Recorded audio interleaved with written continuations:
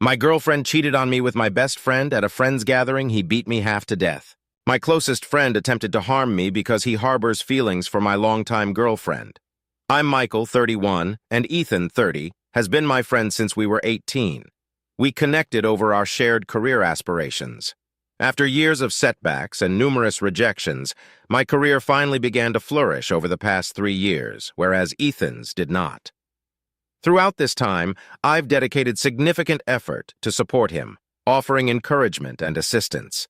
We even shared an apartment from ages 23 to 25, splitting everything equally. Roughly a year ago, his demeanor towards me shifted. He began mocking me, making belittling and disparaging comments. Typically, I'm an optimistic person and initially shrugged it off, thinking he was just envious and going through a tough period. I empathized with his struggles, recognizing the competitive nature of our field, filled with rejections, and how difficult it must be to watch a friend achieve the success you've long desired. Then there is my former girlfriend, Lily, 30. For over 6 years, I believed we had an ideal relationship, excellent communication, a healthy sex life, and unwavering support throughout my challenging career journey. I tend to be quite open and enjoyed discussing everything with her. We had no secrets, or so I thought. I always made an effort to keep our relationship lively and exciting, planning weekly date nights, surprising her with gifts and trips, trying new activities together like cooking and dance classes. I cherished sharing experiences with her, engaging in her hobbies, and ensuring she knew she was my top priority. I believed she reciprocated those feelings. Even as my career advanced, I made sure not to neglect her or my friends, maintaining a balance between work and personal life. Last week, we were all at our friend's place, Josh and Mia, 31, who had recently bought a house. We were sitting in their backyard drinking with Chris, 28, and Anna, 31. Our friend group has been close for 8 years. Ethan got drunk quickly and spent the evening taking jabs at me. After a year of this, I finally had enough and confronted him, which led to an argument. I mentioned that his behavior stemmed from jealousy over my recent success, and that it's not my fault he hasn't succeeded. I also reminded him of all the support I've given to help him get opportunities. Suddenly, he attacked me. We pushed each other, but he managed to knock me down and kick me in the ribs several times. Then he tried to stomp on my head. Fortunately, he didn't fully connect. His foot grazed my cheek, leaving it swollen. He attempted it again, but I moved just in time, narrowly avoiding a potentially fatal blow.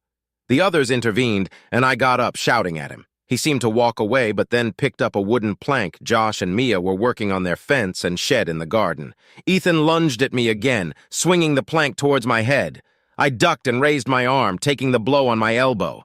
Again, he could have killed me. Within seconds, he almost struck Anna with his wild swing. Chaos erupted, and Josh and Chris tackled him, beating him severely in their rage.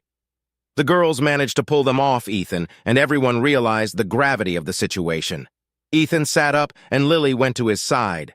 His face was bloody, but Ethan didn't lose consciousness. Katie ended up driving Ethan to the hospital and came back in the morning. Ethan had a broken nose and a slight concussion, and she dropped him off at his parents' place. She said Ethan didn't really talk to her, explain himself, or even apologize. None of us really slept that night, and honestly, after that, things are a bit blurry to me, probably a mix of alcohol, shock, and adrenaline from the worst night of my life. But it just got worse. You might have noticed I haven't mentioned Lily for a while. We were sitting around, and Josh said something like Ethan deserved worse than a broken nose for trying to kill me twice and almost hurting Anna. Then Lily, who had been quiet, suddenly snapped and defended Ethan, saying he doesn't deserve any of this and that he has just been having a hard time. Josh and Lily almost ended up in a screaming match before Lily stormed off. I followed her, thinking we were all in shock and sleep-deprived, and planned to comfort her. I found her in the guest room crying. I told her I understood we were all in shock and maybe we should just try to get some sleep. She didn't even look at me, and suddenly I realized that Ethan and Lily were sitting next to each other the previous evening. It wasn't the first time.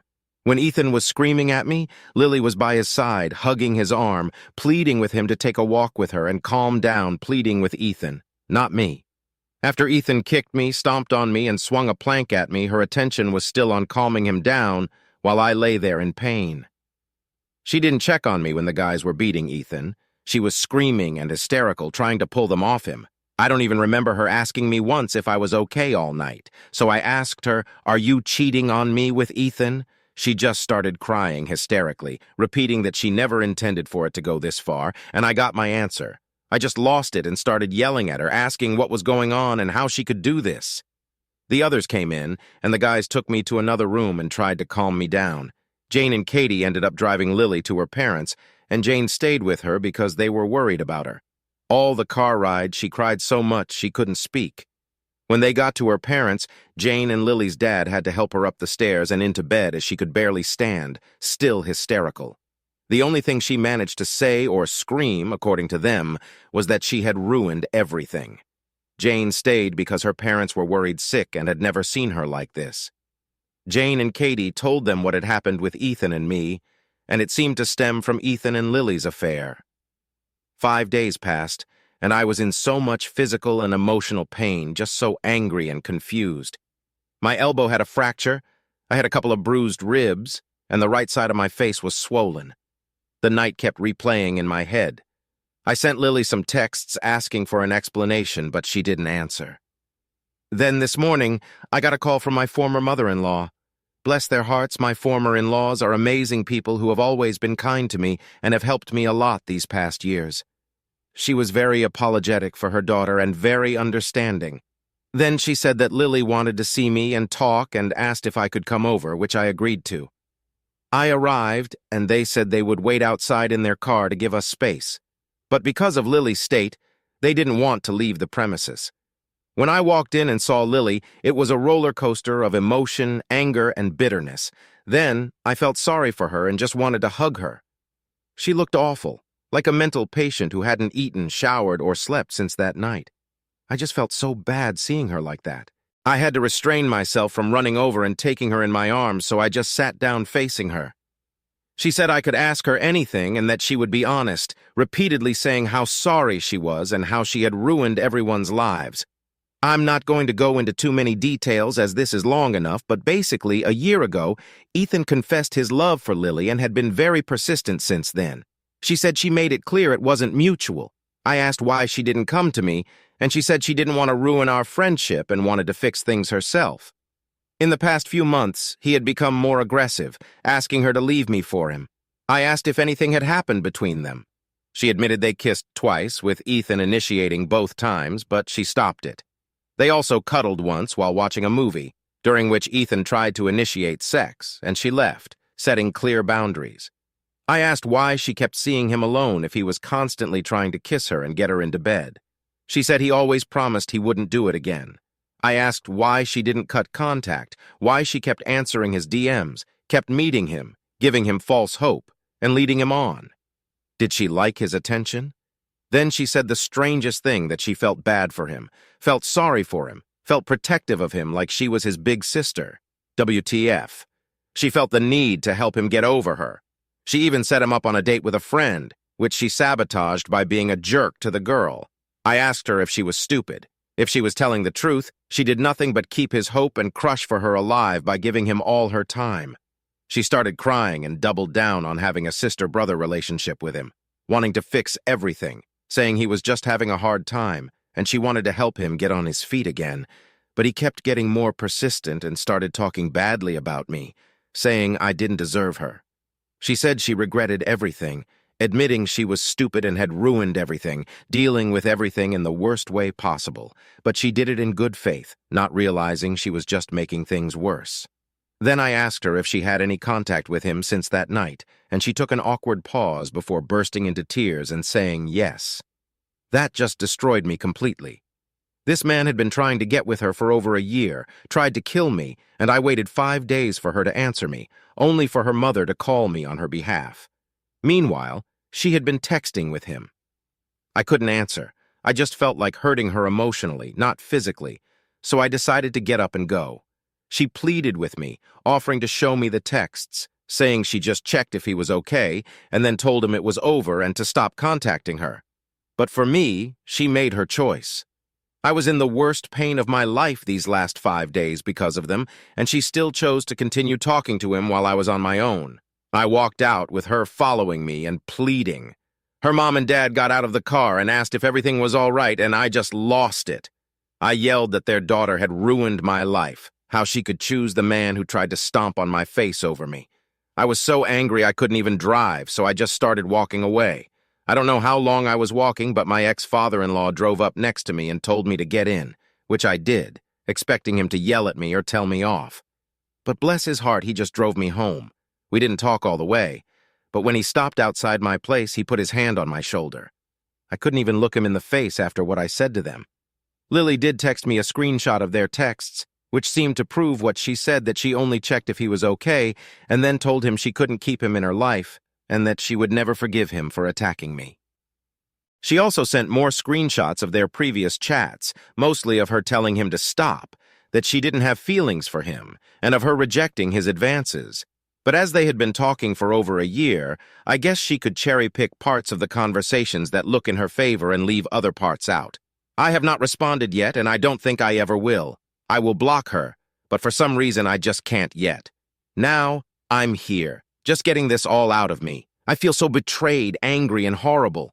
I want to hurt Lily and Ethan so badly, not in a violent way, just emotionally, to make them feel the pain I'm feeling. I know that's not a healthy way to feel or a healthy thing to do, so I hope just writing this out, even if no one reads it, will help me start to process what the hell has happened. How my life went from feeling perfect to feeling like I will never feel good again. I feel like this pain will never go away. How on earth can someone heal from this? I feel like I lost everything. The people I used to love with all my heart, I now feel nothing but hatred for. Lily said she didn't cheat and didn't have sex with Ethan, which I doubt because I'm not stupid. Even if they didn't have sex, she still betrayed me on so many levels, as did Ethan. I don't think I will ever forgive them.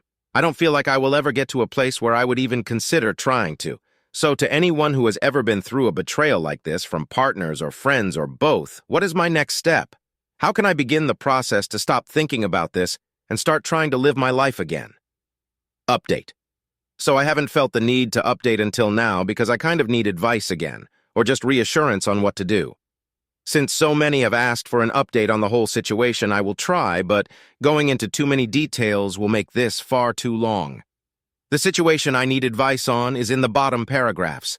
Sorry, this is so long again, I didn't mean to, but when I started writing, I just felt the need to get everything on my mind out.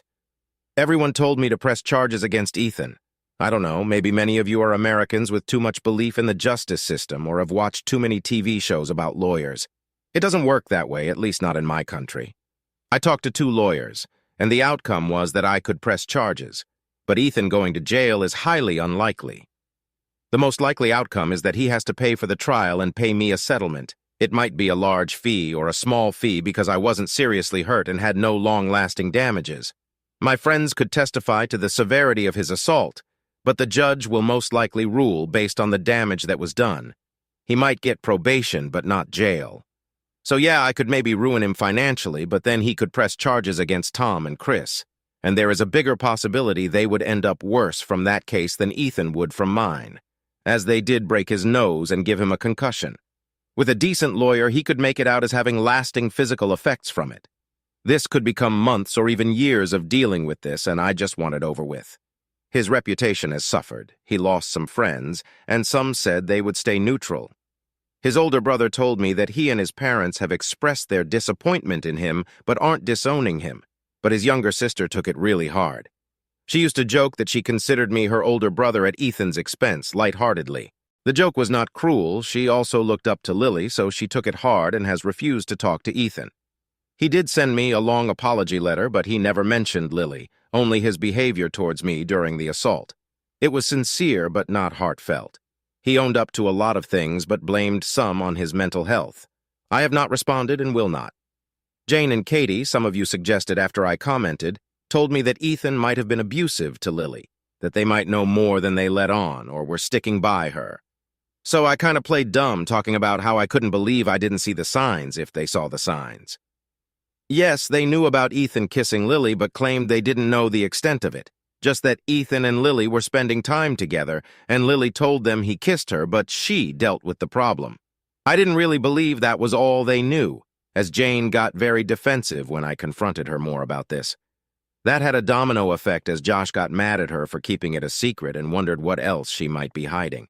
In his mind, if she could keep a secret like that, what else could she keep secret about? So that has caused some strain in their relationship. I'm staying out of it, but told Josh not to get angry at her on my behalf. Kate did come to my home and asked to talk. She said she genuinely didn't know. She just kind of walked in on the kissing conversation, and Jane and Lily downplayed it. Later, when asking Jane, she told her that Lily had dealt with it. She swore she took it as if she had told me and had no idea what else was going on. I do believe her. She seemed very genuine and apologetic, unlike Jane. I don't hate Jane or resent her, but I'm disappointed and frustrated, so I've kind of been low contact, no contact with her these last weeks as I just feel no interest in being around her, which has slightly affected my friendship with Josh as I've been hanging out with other people instead. As for Lily, where to begin? Many of you said go no contact, but I know myself it would have driven me insane not being able to get everything off my chest and find some sort of conclusion to what the hell happened. One person messaged me saying that he was raised to face his problems in person and that resonated better with me than going no contact, though I plan to do that after meeting her again. I also had to apologize to her parents and get my car as it was still at their place. So 4 days after the incident, I called them, asked if I could come by, talk to them, and if they would let me speak with Lily again. They actually were relieved. Part of me thinks they thought I was planning to forgive her or something, so I went there, we talked, I apologized. They said they were disappointed and shocked at me for yelling those hurtful things, but understood that I was going through a lot of emotions and in a bad place. Then we hugged. They went outside again, and I went into the living room where Lily waited for me. She walked towards me with the saddest face I have ever seen and asked for a hug, but I said no and asked her to sit down to talk. I asked her to tell me everything again and asked if he was in any way abusive, as Jane and Katie implied. She gave me the same version as last time, but with some additions. She said she didn't fully realize at the time. She just felt this situation was her responsibility to fix. But the reason she couldn't do it or come clean was Ethan. He threatened her with telling me himself that they kissed, that they were in love, that she was cheating on me when she tried to cut communication with him. He said these things would ruin our relationship and the friendship. Between Ethan and me, that I would believe him and not her, so she felt trapped in dealing with this on her own. I asked if he was physically abusive. She kind of hesitated and said not really, but on 2 occasions he did hurt her not badly, but to the point of pain. One time at an event we were all at together, he got her alone and asked her if she really didn't love him. She said no and told him not to do this there and tried to walk away, but he grabbed her wrists and wouldn't let go, dragging her closer and hurting her wrists. I remember that night and noticed halfway through the event, Lily went quiet and distracted but told me she was just tired. The second time was similar, but they were alone and he grabbed her bicep and squeezed, leaving bruises. I don't remember seeing any bruises on her. I would have noticed and asked about them. Maybe she hid them. I also asked if it really wasn't sexual, that his intentions were obvious, and why she kept putting herself in that position. She just said she didn't know, that she was being stupid, but they never had sex. I asked why he had so much power over her, that she couldn't find the strength to just tell me the truth for a year, and why she believed I would trust his words over hers. Again, she said she didn't know, that she just kept making mistakes. I asked why she ignored me after Ethan attacked me, but not him. She just started crying and kept saying she didn't know why, that she thought our relationship was stronger than that and we would bounce back, and she was worried about what Ethan would do. I said that was the reason that hurt me the most, that she was too busy worrying about him and not about me. That to me, she chose him. She insisted she didn't choose him, but I stood firm that it felt like she did. Then I explained how much she and they had hurt me, that all the trust was gone and that we were done and I would have no contact with them. She asked if there was a point in the future we could be in each other's lives, and I said no. But it was eating me away, as there were so many things I doubted in her story. So I reached out to Sarah, Lily's best friend, and said that I was just destroyed and felt like nobody around me was telling the truth, and begged her to be honest. To my surprise, she answered. It appears she knew a lot, but Lily kept her out of the loop with many things. She knew about Ethan and had told Lily to stop talking to him and to tell me about his behavior. She knew about them kissing and that Lily regretted it and was the one who stopped it from going further. She told me that, to begin with, Lily felt validated by helping Ethan. She used to like the dynamic in our relationship where I needed her support when my career was struggling and full of rejections, not that I was constantly crying on her shoulder or relying on her money, but on many occasions she was my support system, the one who cheered me up, hugged me, cuddled, motivated me, made me believe in myself and kept me going. When my career took off, she felt that dynamic was missing.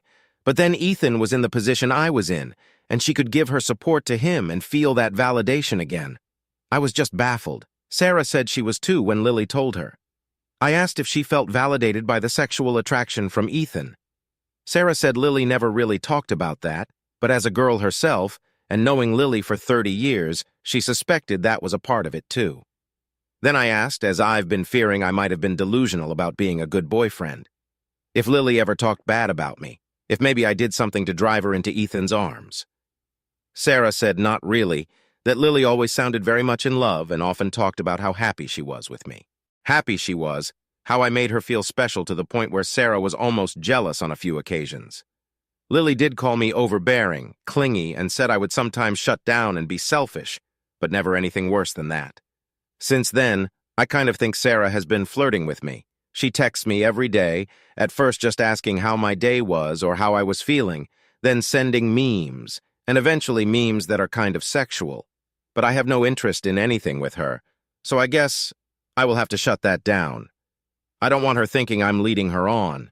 I'm just trying to come to terms with all of this, trying to move on. Then about 8 to 9 days back, I get a text from Lily. I had blocked her on all apps and social media. We always communicated with those, but rarely with our phone numbers, so it genuinely slipped my mind. Or maybe subconsciously I didn't block her there. The message just said, "How have you been?" followed by her saying she smiled and laughed again for the first time because of me, along with a photo of me on her TV, saying how proud she is of me and that she looks forward to seeing my career progress. I work in the entertainment industry. My big break early last year was a job behind the scenes, which progressed to me getting in front of the camera. I'm by no means famous, it's just a little show, although growing in audience and popularity since we began, not on the main channel or anything. I made the mistake of responding, and we chatted for 2 days, not about us, but about some political issues in the country. I kept my distance, still. If she texted, I'd just wait until I was in the mood to answer or finished what I was doing first. Then she asked if I could find it in my heart to let her in my life again, if only in a small way, in the future. I said I needed more time, but it was unlikely. I told her I couldn't keep doing this for my mental health, said goodbye and blocked her again. I thought this was over, but then last Friday night around midnight, I got a knock on my door, and lo and behold, there stood Lily, soaking wet in the rain like some freaking scene in a movie.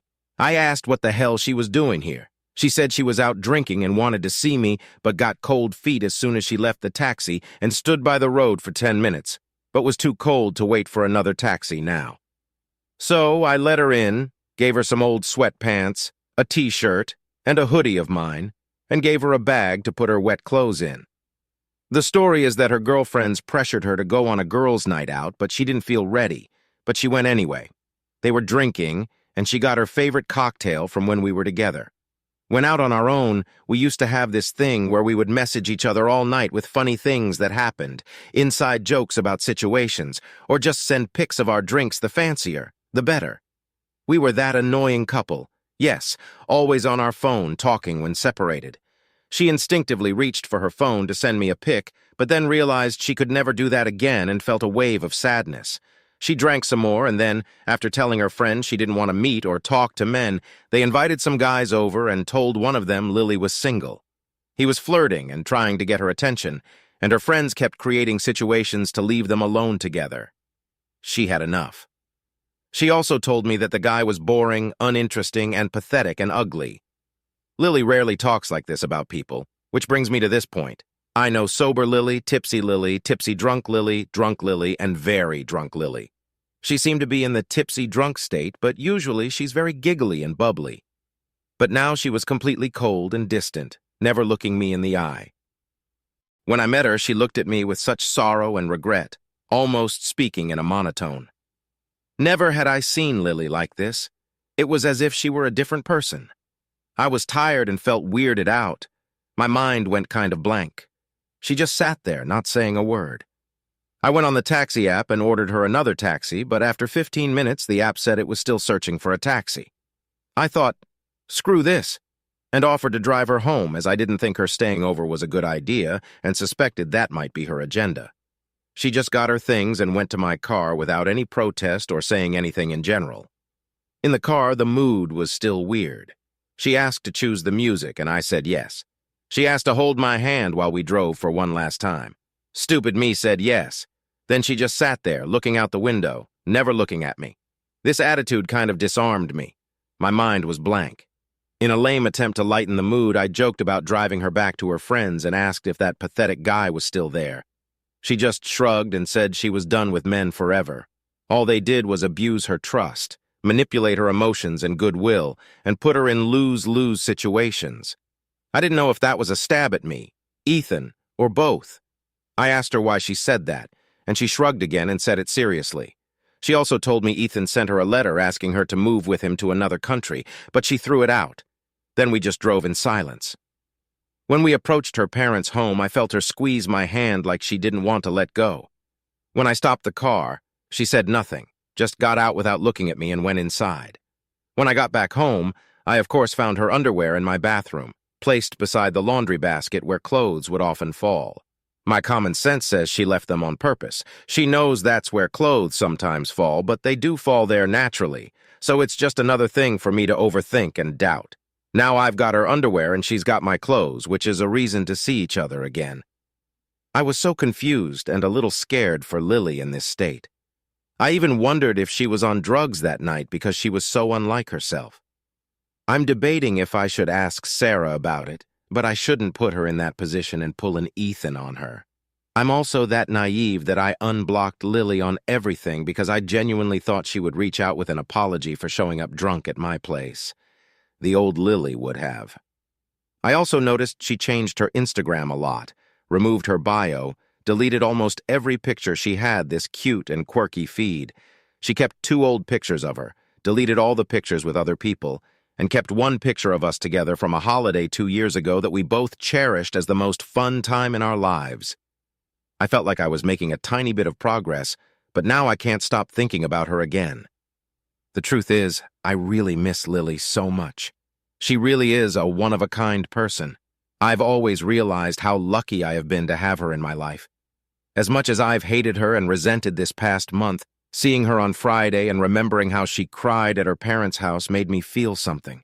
It made me feel good or content, thinking about her hurting from her decisions and destroying her life with Ethan.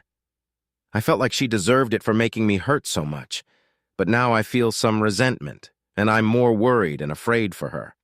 I admit when she squeezed my hand in the car, I got a tingle of butterflies in my stomach thinking about it and our time together. I don't want her to self-destruct or feel bad or guilty for the rest of her life. We are only human. We make mistakes. I'm inclined to believe that Ethan was abusive, which makes me actually want to press charges to punish him for what he did to Lily. She felt stuck dealing with this herself because of his threats and fear of losing everything. But then again, she did console him and not me when things came to a head. I keep going in circles, and I feel her visit on Friday was a little manipulative, showing up soaking wet, leaving her underwear, acting so weird. But then for a few minutes, I feel like not caring about that and only wanting to have her in my life as a partner again.